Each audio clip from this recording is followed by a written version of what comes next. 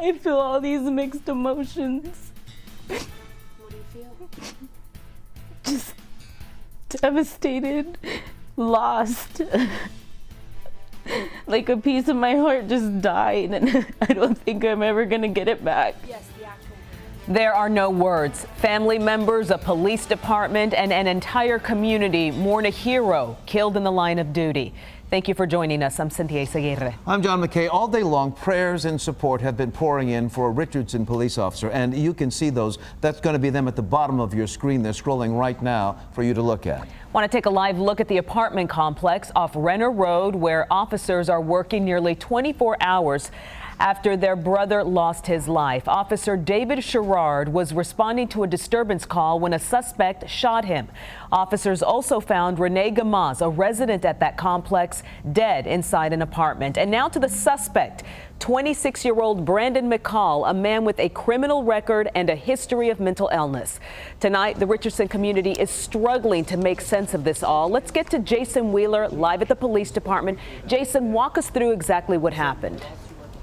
Yeah, John and Izzy, before we get into that, you know, people are trying to make sense of all of this, as you just said. And for a lot of people, that means something just as simple as showing up here to the police department and leaving a bouquet of flowers. They have set up this police SUV here. And as you can see, the hood of this thing is just covered in flowers and cards. People have been bringing out balloons. We've seen police departments showing up today to do this. Ordinary citizens, we've seen a bunch of little kids coming out here and doing this as well. And just a little while ago, they also unfurled a 20-foot long piece of butcher paper out here on the side of this car so that people from the community can come out and leave messages on that. In the coming days, they do plan to deliver that huge card to Officer Sherrard's family. Now let's walk through the events of last night. This all started about 7 o'clock last night when officers were responding to that disturbance call at that apartment complex about 15 minutes away from here.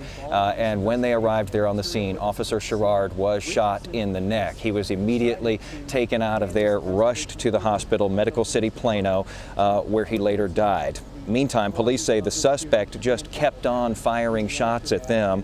That apartment complex was put on lockdown for hours last night. Eventually, though, officers were able to take Brandon McCall into custody.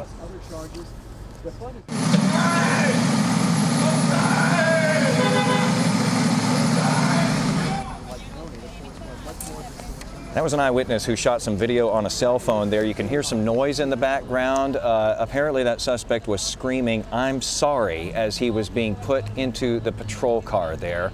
Of course, that rings very hollow with the folks here at this police department who are struggling to come to terms with what happened last night. I want to bring in Rebecca Lopez now because you've been working on this all day today. You've been here at the department. Obviously a very tough time, but so many nice words being said about Officer Sherrard. He was very well liked here. He was loved. He was a 13-year veteran. He was also a member of the SWAT team. He was a husband, a father, and a very good friend to many here in the department. Now, his wife on her Facebook page posted some very warm thoughts about him and their life together. They had been a couple for more than 20 years. She called him the greatest man on earth. He leaves behind 2 daughters. Again, member of the SWAT team. Some of them wrote also on social media about how he would often check up on his friends when they were going through difficult times. So as you can imagine, this has just devastated this department. And I was talking to the chief a little while ago, and he said that this officer was very funny, jovial, the life of the party. If you needed uplifting, he was the one that everybody went to. And so his laughter is definitely going to be missed here. We've heard that from several people out here, that he was the fun one he was. at work. And you know, Rebecca, if we can talk a little bit about this too, because we talk about the guy who was the fun guy to be around at work. A lot of these people have been around him because this is a relatively small department. Everybody doesn't just know everybody else, they intimately know one another because of the size of this department. Talk about the difficulty in metabolizing this. This is the first time they've dealt with this in this department's 63-year history. That's correct, and there's only about 160 officers in this department, so you can imagine they all know each other. They know each other's family members, their wives, their kids, and as you mentioned, the chief said it's the first on-duty death ever in the history of this department in 63 years, and here's a little bit of what he had to say about that. It's the hardest day we've ever had. We're not doing well, but I will tell you this, This is a police department of professionals.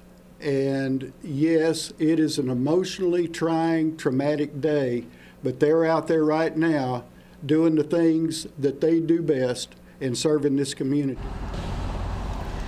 Many of the officers were involved in last night's shooting and in the standoff, so Richardson police turned this investigation over to the Plano Police Department. So as you can imagine, it is having just such a huge impact, not only on them emotionally, but they are having another department investigate this because there were so many of them involved in this.